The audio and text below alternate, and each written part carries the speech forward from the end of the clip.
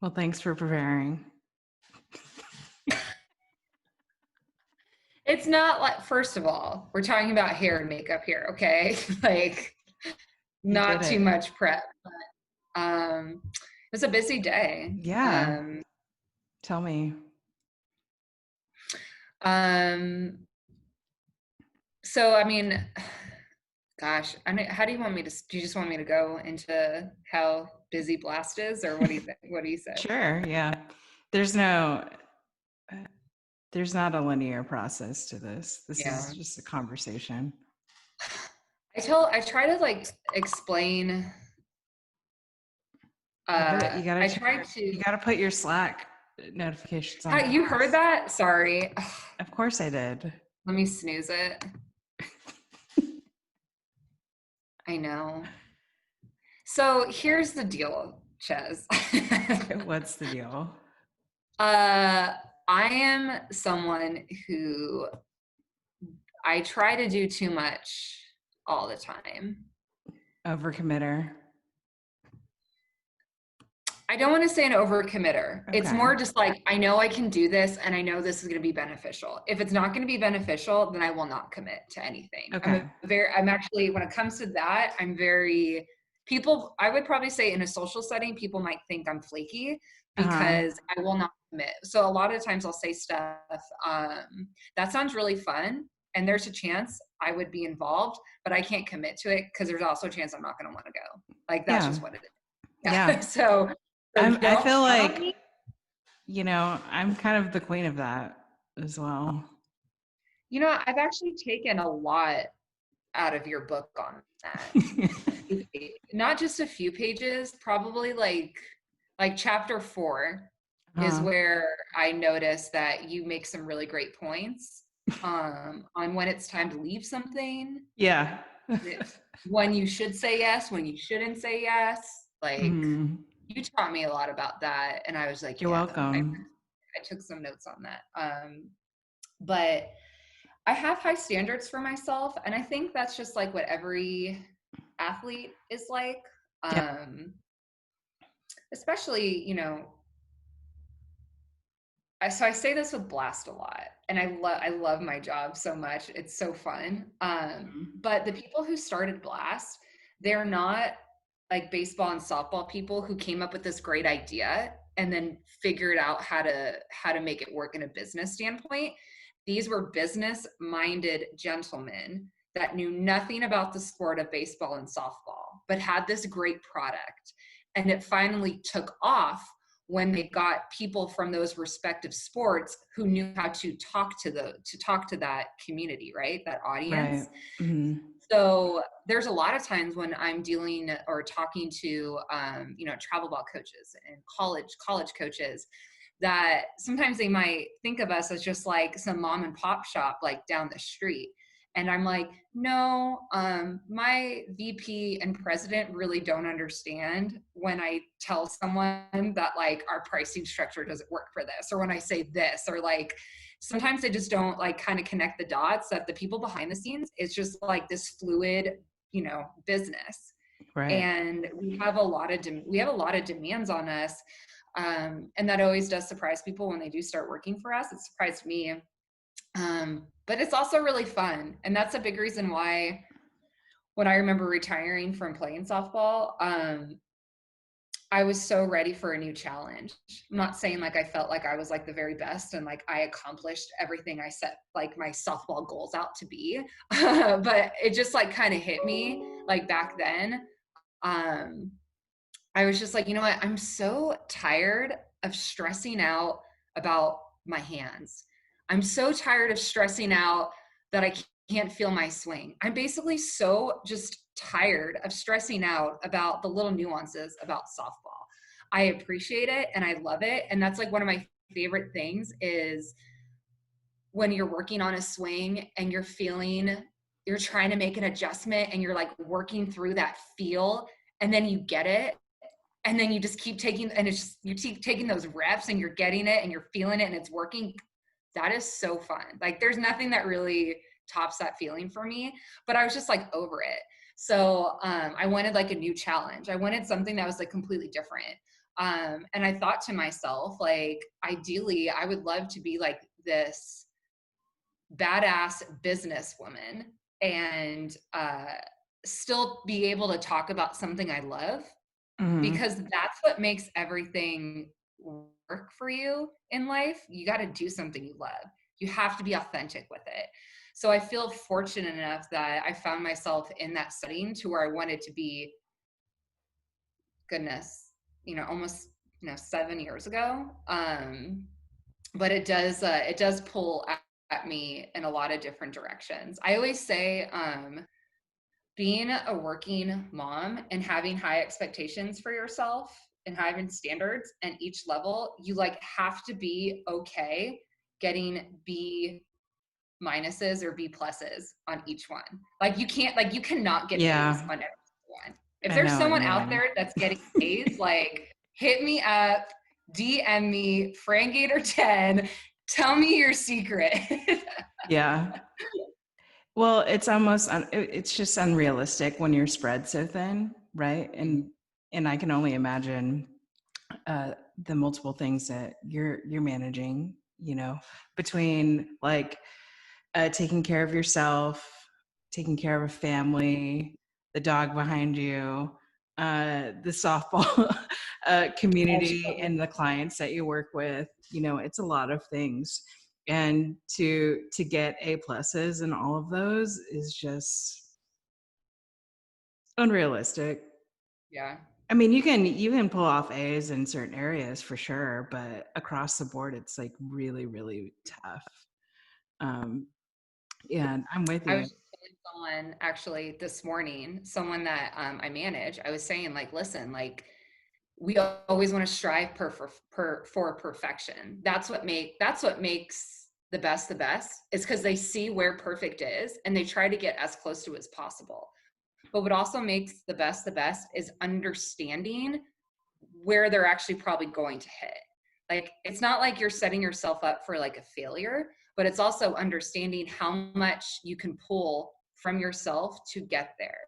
So, like, for example, if I feel like I'm doing a bad job as a mom, I'm going to have to pull back from another entity to give more to that.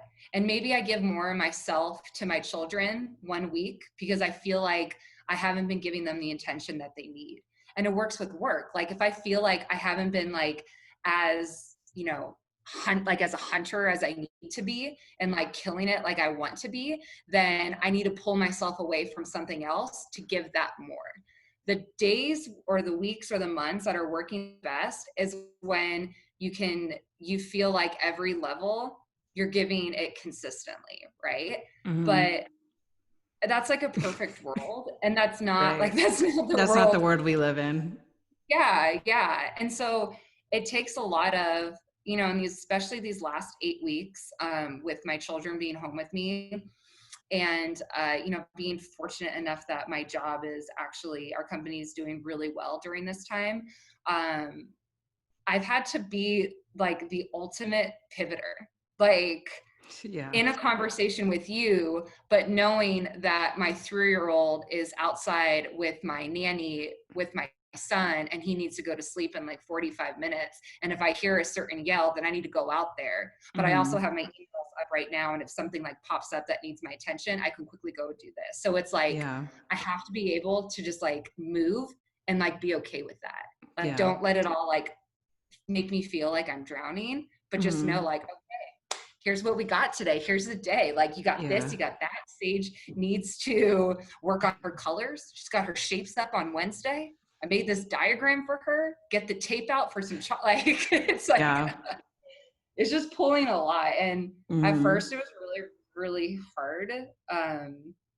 Like, so many moments of just like breaking down.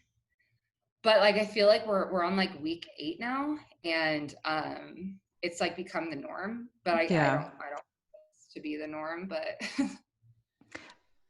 Something I want to touch on that you said was just kind of having that realization that you couldn't get A pluses like in everything. Was there a moment when you realized like, and you had to take a step back and have a reality check, like this is what I'm capable of? and this is what I can give, and that's okay. When did you come to that realization?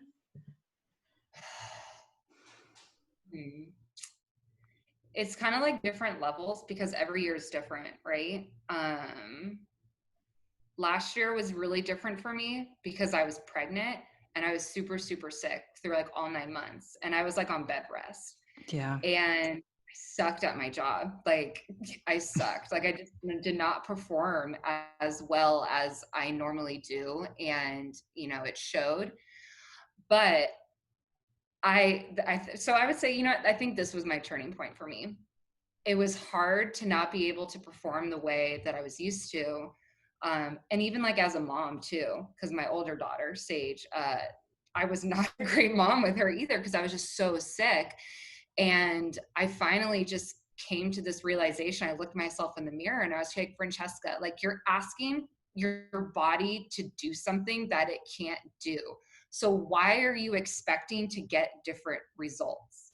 Like you need to slow down and realize what you're capable of. Like what is a priority that you can get done today or tomorrow and then the next day that's not going to make you feel like you're failing and you're crushed, like, and you're not crushing life like how I normally want to. And so once I was able to realize that and then set myself up with like mini goals and every day and still having to like be focused on like, I can't do all of these things that I normally want to do. And like, that was really hard because I'd get worked up like, okay, today is my goal to put clothes on and go work in a chair. Like these were like legit goals for me. Like go like to your office in your chair and sit down for at least 3 hours. Like, and then in my head I'd be like, oh my gosh, you're so pathetic. Like that's all like your goal is. And then it's like you're shaming yourself for the goals that you're setting, even though it's like you're trying to make this incremental movement, which is like really all that matters in that moment. Exactly. So once I finally had my kid, that was what made me so sick. So once I finally had him last fall, I guess, then it was like, okay, let's figure out what life is like with 2 kids and work. And so I tested that, tested it out. And I was like, okay, in order for this to work, this is like what needs to happen. So it's like constantly self-awareness, self-analyzation, like checking up on yourself and like knowing what my system that I have should ever be changing. Cause I don't know any of it, right? I don't know everything that's out there. I mean, and this can relate to pretty much every aspect of life. Like if you think you're killing something, like you're like an expert in something, there's still so much more room for growth and there's still so much more you can learn. I think my favorite, and I'm sorry if I'm going off on tangents here. Get it. One of my favorite things about my job is that I get to hear everyone in our business talk about hitting. Okay. So from D1, like top 10 rankings, all the way down to a 10 and under travel ball coach or dad who played baseball and he's now just like coming into the sport, right? Like it's so fun to hear how they talk softball and how they approach hitting. And the one thing that I've found out is that the coaches that are the most willing to change and adapt are the coaches who are consistently in the top 10 rankings for like D1. It's nuts. And I never would have thought that. I would have thought going into my job, I thought for sure like that would be the hardest market to tap into because they're successful. They know what they're doing. They've been successful for such a long time, but no, like those are the ones who are like, give me all the information because if I'm not learning something in this moment, someone else, I bet you is, and they're going to become, Big 12 championships, regular season Pac-12. It's like so fun. I love it. Yeah. So kind of similar. I talked with Lincoln last week and he's definitely an advocate for changing and evolving, but totally random and totally separate. I watched this documentary on Miles Davis on Netflix. And what I found so interesting that relates to what you're talking about is throughout his whole career of playing jazz, he constantly surrounded himself with people who were creative in the space and not so rigid. And so his music continued to evolve all the way through until the late 80s, early 90s. I mean, it's just like crazy I had no idea, right? Because Yeah. when I think about Miles Davis, I think about this one particular record um, that he made, but he had continued to make music, you know, through the 50s to the 60s to the 70s to the 80s, which was, and his common theme was just the willingness to change. Yeah. And it's just like, I think that is something that is a parallel that runs through all different careers and paths in your life. And also, it's just like a breath of fresh air to constantly be challenging your uh, programming, Yeah. essentially, that you have that's been, you know, built over thousands and thousands of years. 100%. And the thing is, like, no one likes change. I, I don't like I don't like change, but the thing about it is I know change has always resulted in better results, right? Like, Mm-hmm. and I hate sounding cliche, but it really is all those cliche terms and those words. There's so much truth to it, because when change happens, it forces you to get uncomfortable, and no one wants to get uncomfortable. When you're in sports, that forces you in a lot of circumstances to be in uncomfortable situations. And you can either choose to rise or think that you're better than it and you don't have to get there. But the thing is, though, the best figure out that they need to get there. They need to feel that they need to get that uncomfortableness out of them to learn and to grow. Change is hard. Learning something new is hard. No one wants to do it. Like, if someone today was like, hey, I have a brand new Mac and it has all these things and could help alleviate all these things for you, do you want it? I'd be like, I'm pretty good with my PC.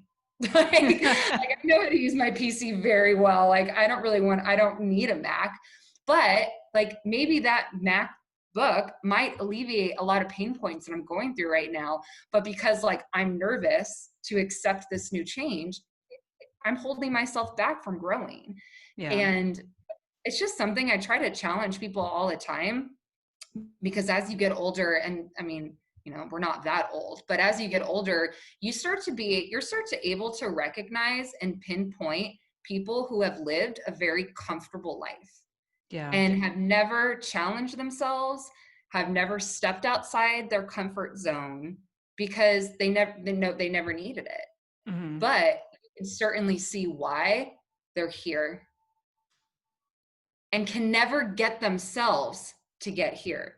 We were fortunate enough when we played sports young, that we had coaches that would have to push us to get there, right? So you either Mm-hmm. step up or you don't. And more than likely you step up because you got your teammates with you, right? You want Right. your teammates.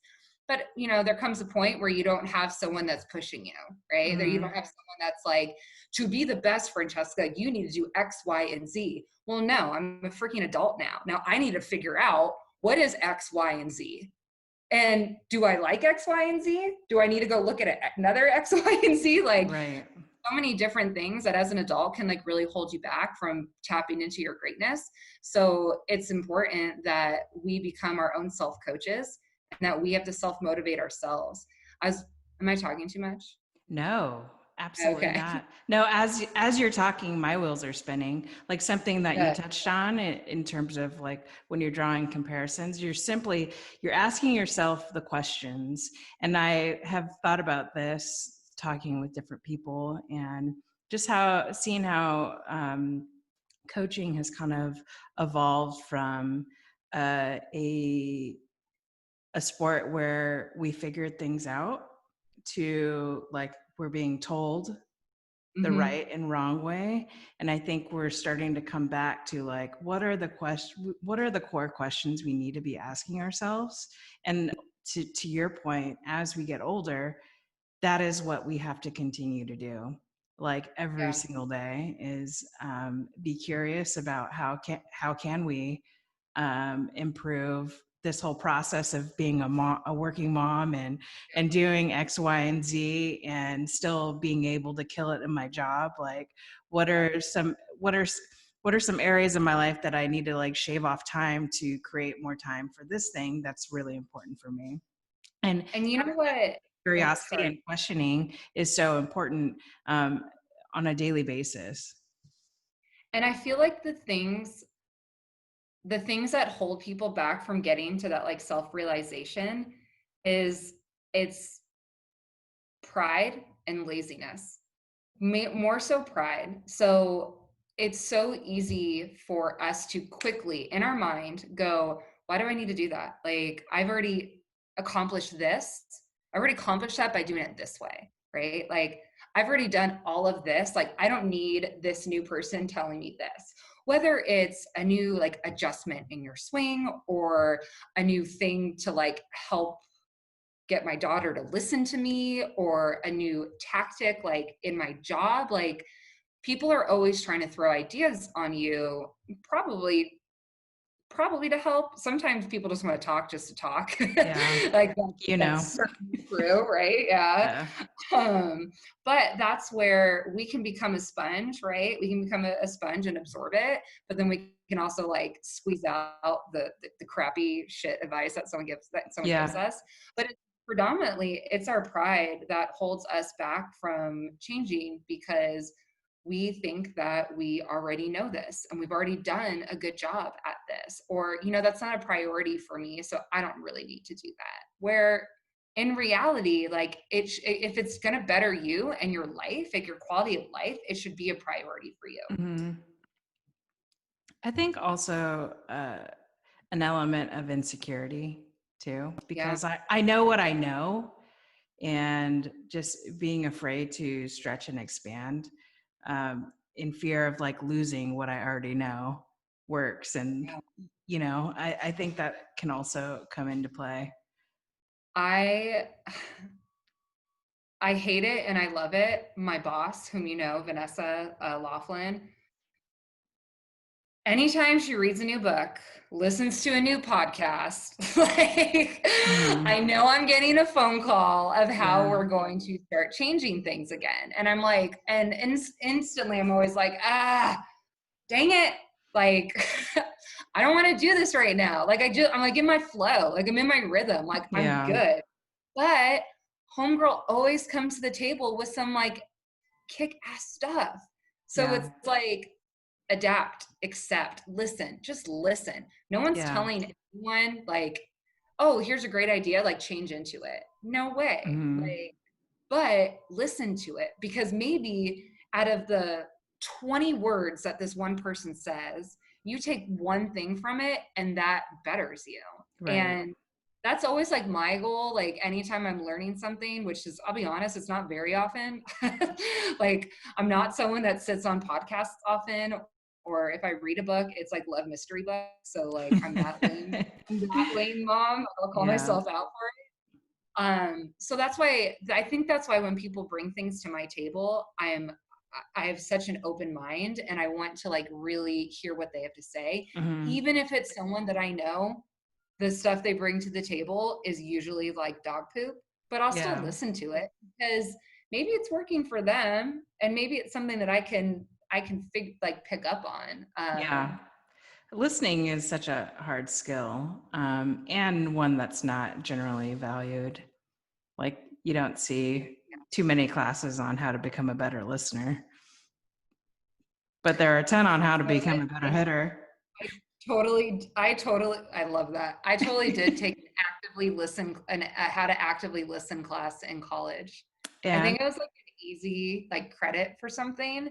And it was like one of the coolest classes and probably like one of the most influential classes I took, because you're right. Like it's so hard to listen people don't want to listen. They want to start thinking about what they want to respond back Yeah. to, Yeah. right? I'm building my case against you. Like as you're talking. And obviously, you know, it's in every situation. Like here, you got to come prepared to like hear what I'm saying to them respond, right? But like Mhm. when someone is, I think my favorite thing to do is when someone has a problem, I'm not asking them a million questions. I ask them like, what's going on? And I just want them to talk. And I'll go like, really? No. What? Like those are Yeah. just my words, because I want to encourage them to tell me everything as possible, because more than likely, whatever the problem is not what they're saying, right? There's something else that's like stemming behind it. And Yeah. it's so important. Like, and you can't like, if I'm just listening to the words and trying to like quickly solve it, God, this is like what I said to my husband last night. You can't solve all my problems. Like, just listen to me. But like, if you're trying to problem solve just based off of like the easy facts that they're giving you, you're actually missing the root of the problem. Yeah. Like if I have a phone call with someone that I work with, and they're just like, I have this report to turn into, and so just like threw this on my plate, and I can't get this done, I can't do this done. Like my immediate response like should never be, well, let me do that and take that away from you, right? What I want to do is be like, dang, I didn't know you had so much on your plate. It's like, is there something else going on right now? And then maybe it's just work. Maybe Yeah. it's something with life. Maybe it's something personal. But so Mhm. then all of a sudden, this person's able to bring their guard down, right? And be a human. We forget to be humans a lot. I feel like sometimes we just try Yeah. to be perfect, and just be a Well, human. And the interactions are so transactional. yes, yes, and that's because our what is it? Our oh, what's the word? The our attention is like a lot smaller these days. Mhm. That right? Yeah. And so you try to like just quickly, and this is important for me with someone who I'm like, gotta do this, gotta do that, gotta do that. Like you need to learn and like sit down and like talk to someone if someone's like struggling, because and I mean this relates to teammates too, right? Like Right. not just like that they're 0 for 15, that's why they're upset. Like there's something like probably deeper behind that. They're feeling insecure, they haven't been performing, they haven't done this, like now they're questioning this, like is this the right, like there's so many million things going on behind the scenes. It's not just, well, I haven't gotten a hit. Yeah. It's not just that. Yeah, Like, totally.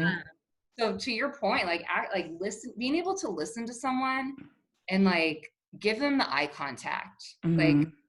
like I always make it a point, if I am so bored with a conversation, which happens often because people take forever to get to their points these days, uh, I say, just keep looking at their eyes, keep looking at their eyes, never look at their mouths, just like make that eye contact, because that person all of a sudden notices you staring like into your soul. And so then they get more serious with it. And they like, I don't know. I feel like I'm going off on tangents with you. I Oh apologize. But no. Megan actually recommended a good podcast. It was Brene Brown's podcast, and it was talking about apologies and the importance of listening. And something that registered with me while you were talking was being able to actively listen, but also not to transform that conversation into like um not to overtake mhm, the conversation and make it about you, because then that like I mean that will definitely end that conversation quickly, because then you're not the active listener, you are the yeah. person who just wants to make that story about themselves, and that's not the whole point of them sharing that information that they entrusted with you. And sometimes I get so mad at my mom. My mom does that all the Yeah, time. my mom too. And I And occasionally do it. Like I'm working on oh, not doing it. yeah. But a big, like my mom, she goes, Do you not know how to talk to people, Francesca? Like, that's how you relate to them, by telling them, oh, I've done that before and it hurt me too. And I like, so I've walked through this with my mother so many times and been like, yes, like you can relate to that person, but it becomes, on that point, it's timing. Like, it cannot be the first thing you say to somebody, right? Like, when someone opens up their heart to you, and or not even open up their heart, but says something, maybe it's sentimental, maybe it's just really surface about work and they're stressed out, maybe it's about kids, whatever, and your first response is, oh, I totally know what you mean. This is da, da, da, da, that happened to me. And I did this, so I fixed it. What are you doing? Like, all of a sudden that person's like, ugh, like, good Yeah. for you. I don't care about you. Like, Yeah. Yeah. No, thanks. I didn't want the unsolicited advice. and that's like in that, and no, true. And that's like in that circumstance, because we, just like you said, we all fall victim to that. I try to, because if I have been there, I always try to remember, what was that feeling like, when that happened. And I go, wow, like, you must be so stressed right now. Or like, oh wow, like, were you able to call them back? Like, Mm-hmm. like, I always try my hardest to, Tell me more. yeah, like, what are you feeling right now? Like, oh my Mm-hmm. gosh, like, Say more. and yeah. And then, like, over time in the conversation, you're going to have your moment, right? Then Mhm. you'll have your moment to be like, you're like, listen, I know you're going to get through this. I know you're going to be able to handle this. Like, it's not super similar, but I know the feelings you're going through because I have gone through that. And what helped me was this, this, and that. But it's like, just let the person get that crap off their chest. Like, let them Yeah, feel like they're being heard, because that's all they want. totally. Um, Total tangent. Yeah. Since you mentioned being like wanting to be a businesswoman, I did some research and found something that I wanted to share with you. Yeah. I'm so scared. Look at this blazer. Are you showing it to Okay. us? Oh shoot. Hold You on. gotta show your Oh, screen. Screen. damn it. Just It's what? okay. I always forget to can you see it now? Oh my gosh.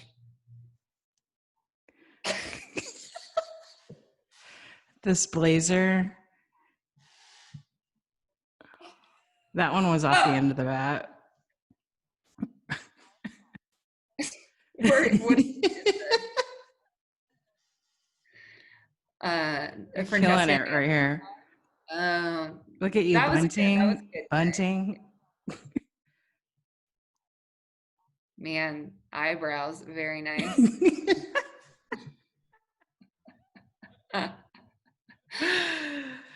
Honestly, Ches, in order to be a badass businesswoman, it's important to always wear a softball shirt and a blazer. Exactly. I know. I don't know why I didn't look to that video for inspiration early on. That's when you knew. Hey, That's when you knew you were going to be a businesswoman.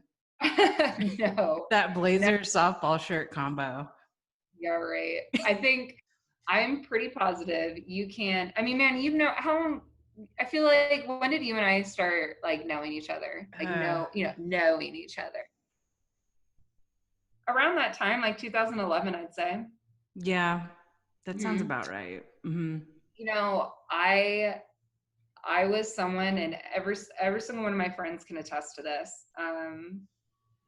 So insecure.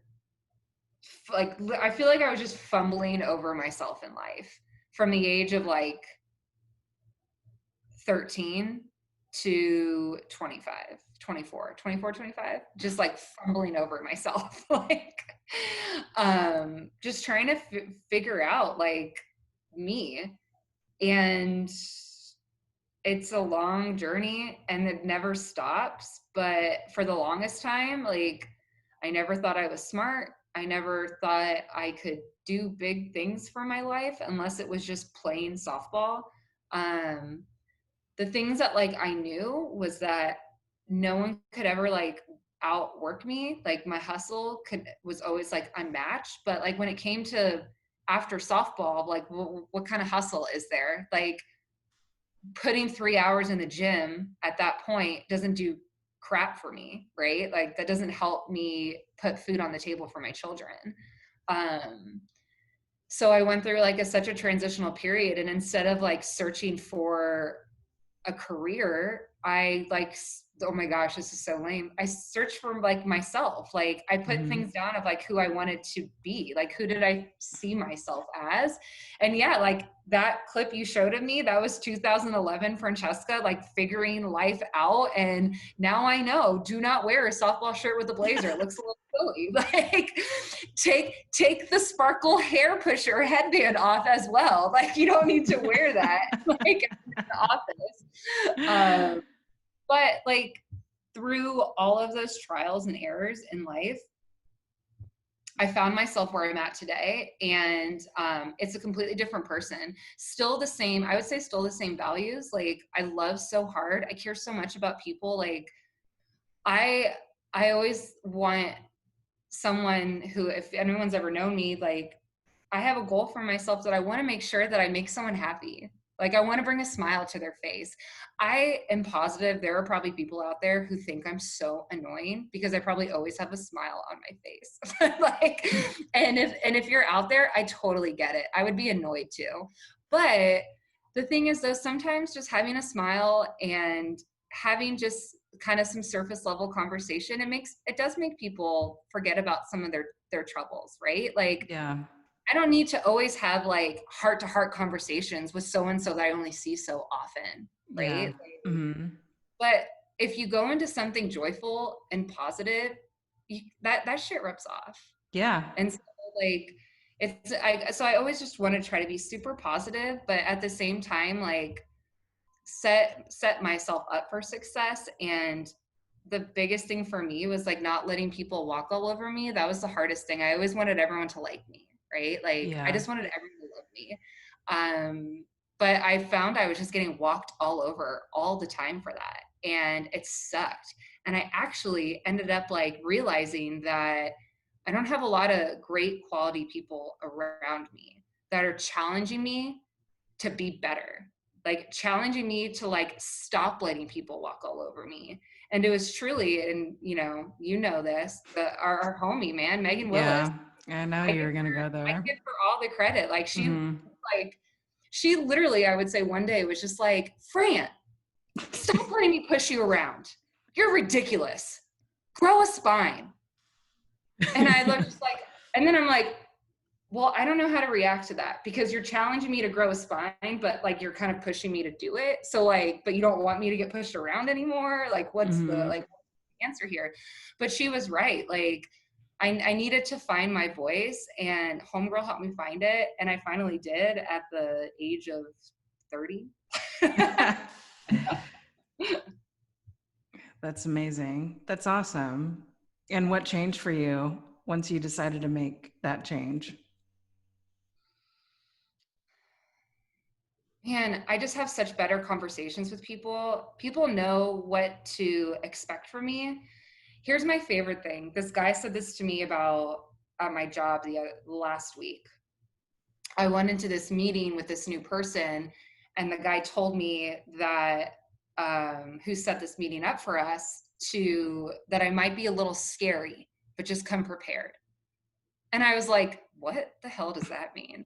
So like I slacked my friend, he's a baseball guy. He does baseball stuff for Blast. And I was like, do you think I'm scary? And he was like, oh, 100% for sure. I was like, what? Like here I am thinking like my goal is to be positive and bring smiles to people's faces. And yet I'm being told that I'm kind of scary. And he was like, well, scary is not the right term. And this is actually a compliment. When I have a meeting with you, or when people in our company have a meeting with you, we know that we need to come prepared. And I was like, well, duh, like, that's it. Like, you need to come prepared. You need to like know your stuff. How, and like, that was my response. Like, how is that acceptable for you guys? And so I think it's just been like so important for me to speak my mind, but do so in a manner of like, listen, like if we're all trying to achieve the same goal, I need to be able to call you out for not holding your own weight. That's Yeah. something I wouldn't have done when I played softball. I always deemed myself a leader, but looking back, I was just like a people person leader. I would say I led by example, and I had this cheery voice, and I'd lead the cheers. But like, if I saw someone slacking off and like not putting in the work, like no way I had the backbone to say something to them. I never would. Is that because you didn't know how to, or you were scared to? Scared.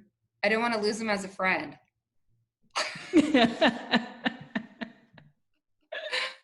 Now, but it's at the time, like in college and travel ball, you know, that's like years where you are like bridging friendships, and your friendships are important, right?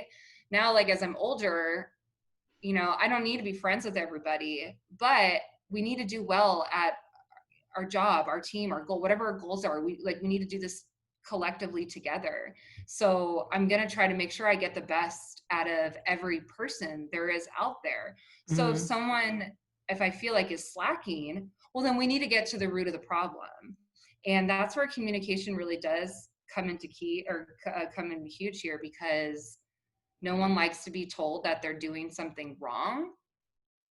But if you're doing something wrong, it needs to be pointed out, unfortunately. Right.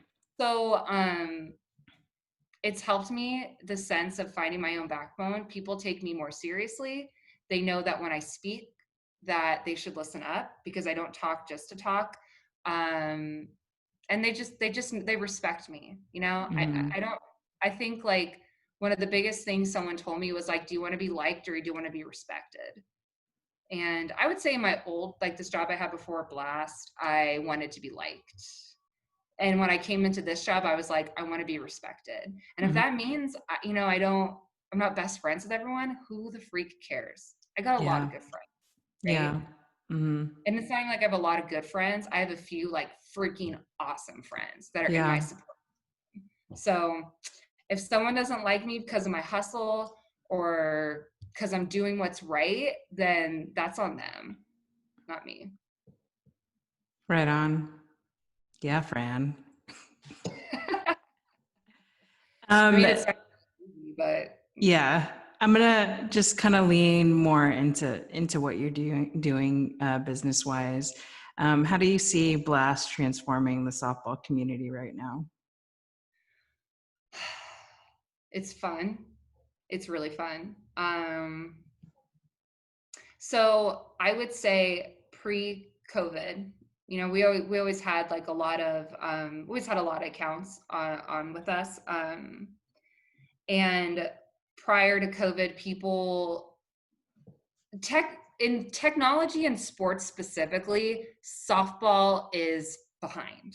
Okay. Like you look to every other sports that are out there. And if we as women, you know, former softball players are saying, treat us like the men, treat us like our counterparts, well, you know, we need to prepare the same way that they are. And technology use, whether it's in the, you know, NFL, NHL, MLB, NBA, like they have it, like they're using it to the fullest, to the max. Like obviously they have way bigger budgets and support staff. I get that. Those are all tangibles, but whatever, put that to the side. Softball, when I started working at Blast, truly did not have any type of tech on there. That was worth purchasing. That was always my biggest hang up. Like when Blast first approached me for the job, I was like, no, I've seen your product. I've seen other product. No one needs this. Like, it's not a game changer. I'm sorry. But then when I saw what they had done in the few years since I'd last seen it and saw where their vision was going, I was like, wow, like this is certainly something that can help our audience, like our community of softball. It's giving the technology that they need, that they want, without being overly complicated. Right? Like like who gets a new phone and they're just like, crap, how do I work this now? Right? Like, so it's important that when you're giving feedback, you're giving it to them in a way that they can understand and that they can actually coach to it. Like, never do I ever say blast is the end all be all and that we are able to create cookie cutter all Americans. That does not happen. That doesn't exist anywhere out there. But we are another avenue to be able to make adjustments for your players, another avenue for them to make adjustments, to really show them, like, if this is what you're feeling, let me show you actually what it looks like from a number side. So it's like we're giving these coaches another avenue to get more of their players, whether it's just player development or keeping tabs on how many swings they're taking, or just being able to work better behind the scenes when they're not in front of you, when those players aren't in front of you. We kind of have that all packaged together, right? So before COVID happened, coaches were like, well, this is a nice thing to have, and this will help me start learning tech and how to incorporate it into my team. Then, and before that, that's been so fun to see teams whom I've known for years implement it and see benefits from it and take off from it. It's been really fun. But then COVID hit, right? And all of a sudden, our company did something that I'm very proud to say is within like less than 12 hours, they sent us an email saying, listen, like, this is going to be bad, and we need to make sure that we're taking care of our customers out there and any of our current customers. So they immediately were like, check in on everyone and make sure they're okay. Like, that was their first email. And I was like, what? Like, you just want us to make sure they're okay? Like, okay, I hear you. That's awesome. Then the next email was to make sure that if people still want to like work out and train while being quarantined, we're going to cut our price in half. This is what we can do, and this is what, like, the logistics of it. So go out and like see if anyone would be receptive to that, but just please be super, super sensitive to when you're talking to people. Like right now, we need to put the human race before blast motion. And damn, I loved it so much, like that type of response. And that's what we did. And the coolest thing about that was that the majority of our softball community, they did not want to stay stagnant. They wanted to keep working. And now all of a sudden blast became a nice to have in order for our athletes to work out the same caliber that we have been working out and putting in the work in, we need to incorporate this into our team. And now it's at this price that we can finally afford. And that's been the coolest thing too. Like, even colleges that couldn't afford blast prior, now that we have like a much more softer price point, now they're being able to implement blast. I say this all the time. I am the worst salesperson because I care about the players and the coaches. Like, if you look on the people, like the sales reps on blast who discounts the most and gives them away the most freebies, like, that's me. Because I care, like, I'm in this to make these players and our sport better, and get some food on my kids' plate. Like, those are my big whys, right?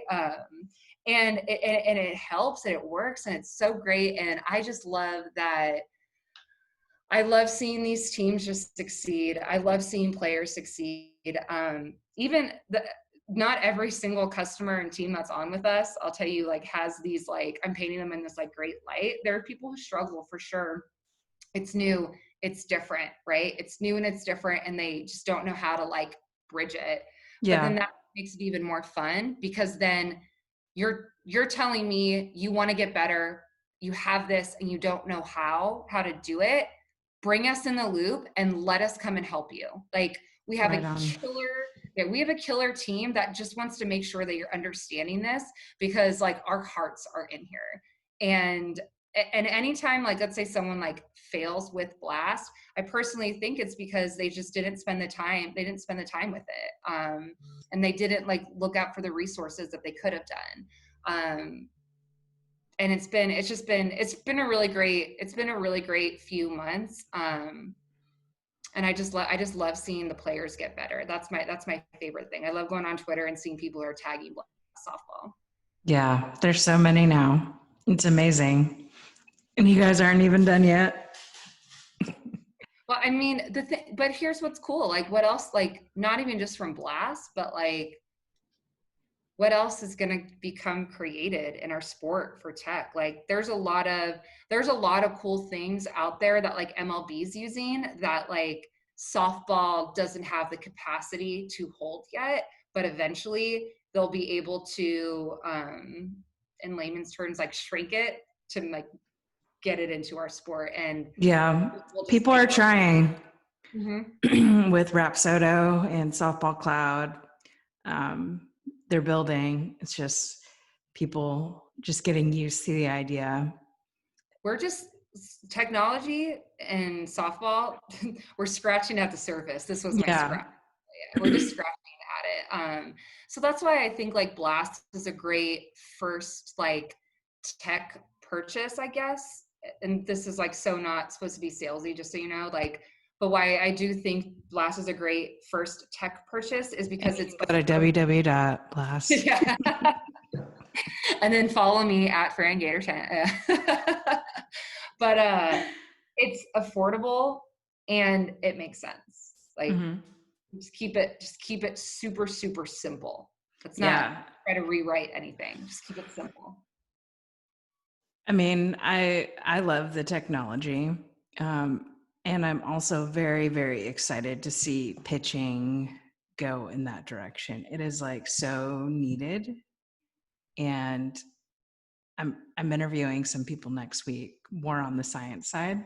Nice. And things that we can start doing at the lower levels with kind of the recruiting being rolled back. I'm hoping to see that like there's a better development of pitchers. I do have a theory that when pitchers make that jump too early, they are actually backsliding as a result, because I mean, you're pitching at further distances, not fully developed, or you're pitching way too many innings and injury occurs.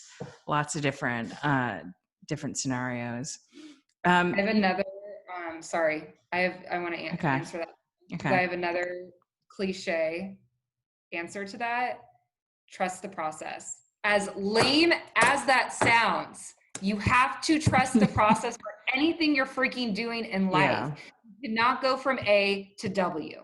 Yeah. You need to go in order, and there's a reason why the process is in place. You are not better than the process. Trust it. Stick to it. Sorry.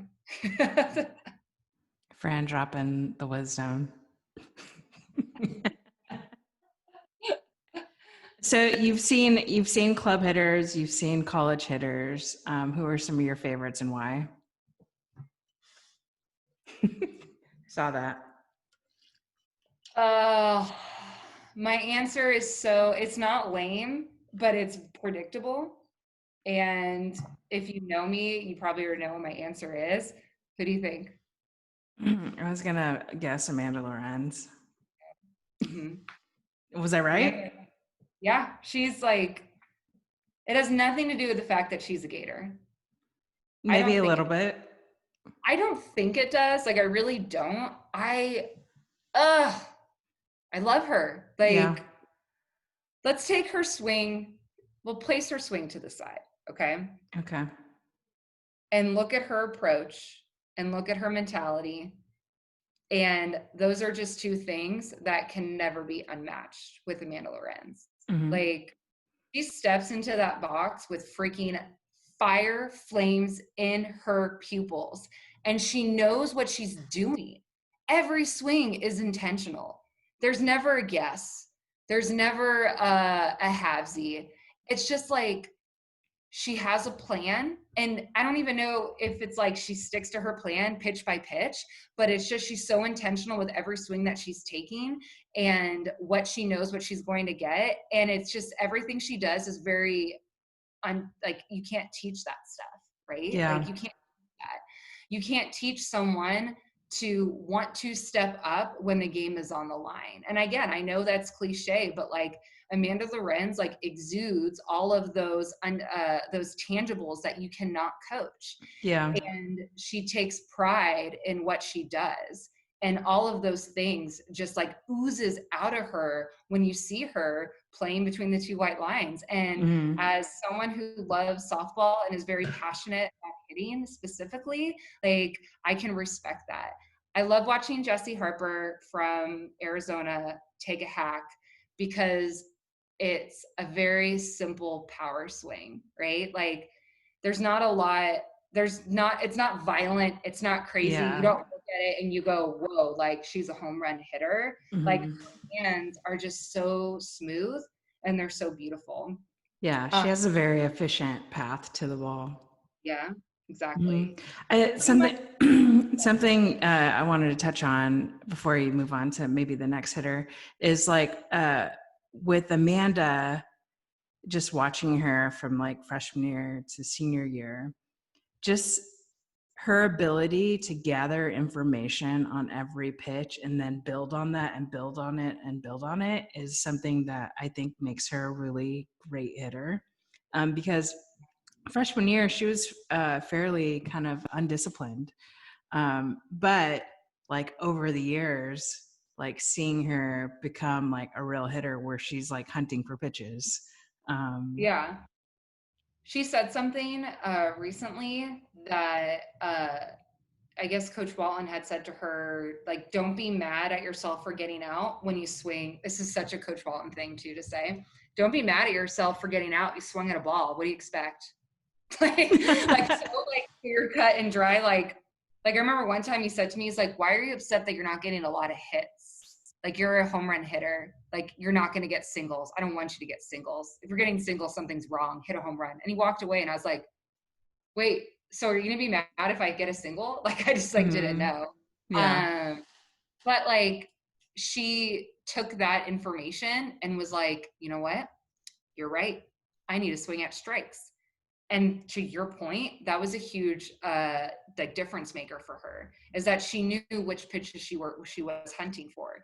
And there's a difference between knowing what you're hunting for and then being disciplined to stay on that path. Personally, I'm not a disciplined hitter. I'm a free swinger. Same. But it's like sometimes though, like it's important to know who you are, like as a hitter. Like if someone ever came up to me when I was 22, 23 years old and said, you know, if you swing at the rise ball, you're going to swing and miss and get out. Like, oh, okay. Like, thanks, genius. Like I haven't been trying to not swing at this pitch since I was 14 years old, but for some reason inside of me, I can't do it. Like I still practice it. I try to, but it's just not in my DNA. So from the horse's mouth, Coach Walton was like, you're never going to lay off that pitch. Let's just put that to bed. You're never going to lay off of it. Let's learn how to hit it. Okay. Like, please don't swing at the one that the catcher can barely get. Okay. But like this one right here, we can get to. We've seen you get to it. Don't know how, but we've seen you get here. So like, let's learn to do that. And so that's just like really understanding who you are as a player. Yeah. Being able to take like a hard look and be like strengths, weaknesses, never outwork your weaknesses over your strengths, because then all of a sudden you're going to lose that strength, right? You still want to put more time into developing your strengths. And then your weaknesses they'll soon figure themselves out, hopefully.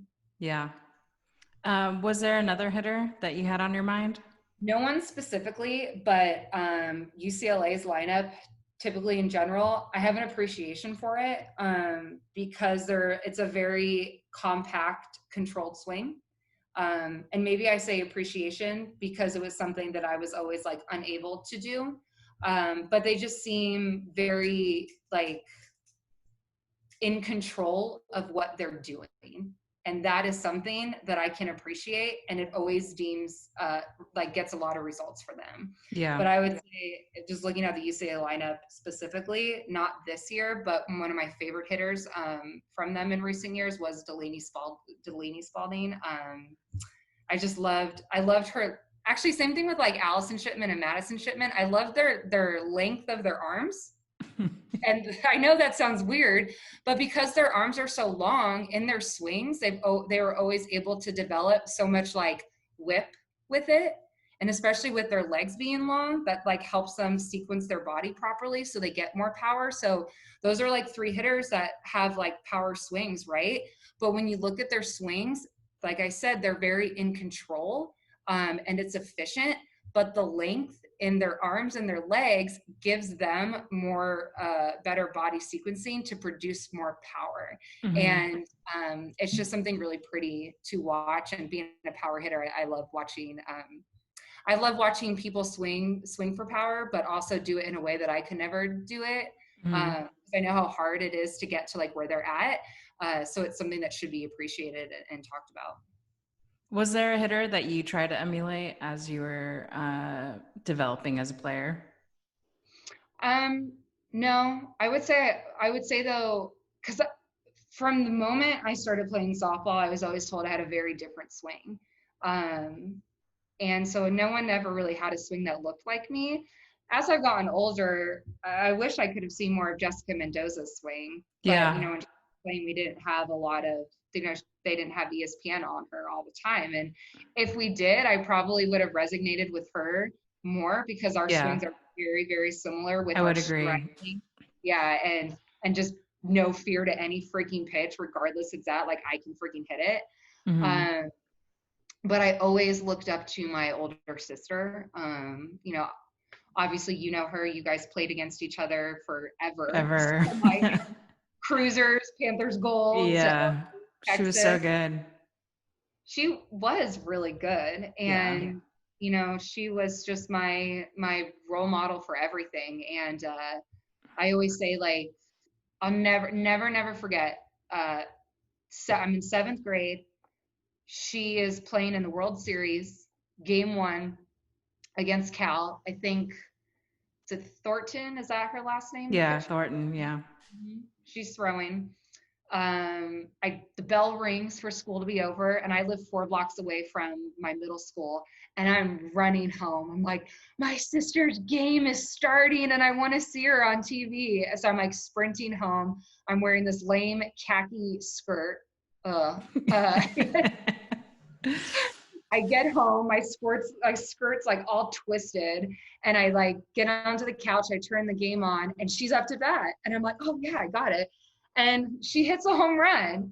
Amazing. And I'm jumping up on the couch by myself, no one's home. And I'm like, my sister just hit a home run at the World Series. She is the coolest. I want to do that. I want to be there. Like, that's where I want to be. And I'll never forget that. And then, like, I'll never forget when I first got to go to the World Series as a Gator, and thinking I'm like following in these dreams that I set for myself. Like, I'm actually getting to these dreams that I said, I want to do this. And of course, being a younger sister, you're always compared. If your older sister is great, Yeah. you're always. And for the longest time, I was not Francesca Enea. I was Christina Enea's little sister. And it wasn't until my sophomore year in college, when I became a 2nd team All-American, that I ever felt that I was better than her, because she was only a 3rd team All-American. And like, I was legitimate. The first thing that came to my mind when I found out I was 2nd team, and I was like, I'm finally better than my sister. That's what I said. And I've never looked back from there. The moment that happened, I was like, that stigma's gone for me, and I am my own person. But as long-winded as I am, I'm sorry, Ches, my older sister is definitely like who I always try to be like. She was a great player. How are we doing on time? I know we're good. I hard stop at 1:20 or 12:20 your time. Yeah, we'll wrap this up. What are some of the, do you watch Netflix? Do you watch Amazon? Do you have any favorite shows right now? What are they? So, I'm not a big television watcher. I don't make too much time in my day for that. But I do have a me time carved out, and I get 2.5 hours of it at night. And I tend to watch the same thing over and over again, Okay. and is The Office. I Classic. get enough of it. Like, it's just there's just so much cleverness to it, Yeah. so hilarious. Every time I watch it, I find something new to crack up about. It's also like great background TV. So if I have to like work late, which are most nights, I just have it on in the background. I'm able to get stuff done. A reason why I try not to look into new TV shows is because like I have a very addicting personality. And if I get into something, like Yeah, that's a wrap. the world has to stop for me to finish it. Like one time, don't tell anybody this, but I was supposed to, I should not say this, but I'm going to say it. I was supposed to go meet with someone for work. Okay. And I needed to go drive there. And I got into this show called The Sinner with Yeah. Jessica Mm-hmm. Biel. Totally. Great. Yeah. Oh, Binge so good. that. Mm-hmm. And I had a babysitter come in to watch my kid so I can go do this like work meeting. And I could not stop watching The Sinner. So I canceled the work meeting, but I didn't cancel the babysitter. And I parked just near my house. And I sat in my car until I finished watching the entire series.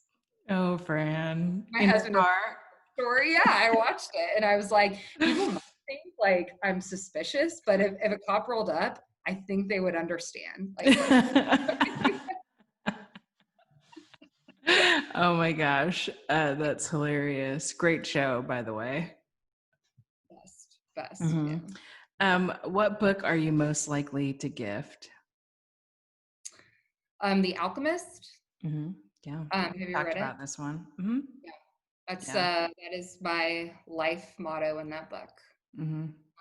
It's the best. There's just so many great things that I think it's so easy to make excuses for us in society to why we are not happy. And that book does a really great job of telling someone that it's not all these external reasons for why you're not happy. It forces you to truly look inward and to figure out within yourself what needs to change to make you happy, because you are the writer of your life. You are the, so to speak, God, right? Like, you are that person. And anytime I feel a little lost, or I need to pick me up, I literally will just go. This is the only book that I do this. I can't even believe that I'm someone that does it. Notes in the columns, stuff underlined. Like, I make it a point for my screensaver on my phone for however many years, there will always be a quote from The Alchemist, like, on my background, because for some reason it just spoke to me so much, and it refocuses me back to where I need to be in order to achieve more things in my life. Awesome. Well, Fran, for people who want to know more about Blast and to know more about you, where should they go? I guess you can. So if you want to learn more about Blast Motion, I would say hit me up, Enea, Enea at blastmotion.com. Our website's really confusing, so just come to me, okay? If you love to follow really cute children and dogs and follow me on Instagram. But if you like just dorky, geeky, hitting stuff, follow me on Twitter, FranGator10. Awesome. Well, Fran, it's always a pleasure talking with you. Chezzy Chez, I love you, girl. I love you too. Have a good rest of the day. You too. Bye. Bye.